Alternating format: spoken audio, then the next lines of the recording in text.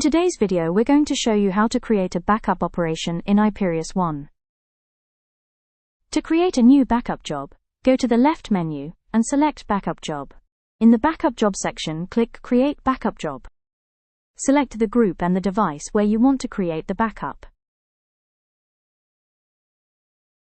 First, select the backup source. You can choose between different sources such as files and folders, disks and virtual machines, Microsoft 365, and databases.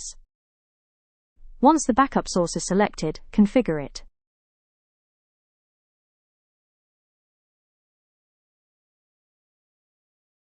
Then select the backup destination. Among the destination options, you can choose between files and folders, or cloud storage, such as Cloud FTP, Amazon S3, and OneDrive. Then configure your backup destination. Once the destination is configured, you can schedule the backup operation, for example daily.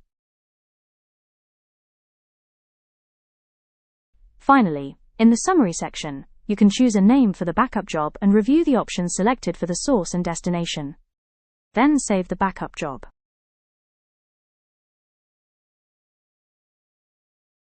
The job is now listed in the device's backup list, where you can perform various actions such as editing, duplicating, deleting, or running it.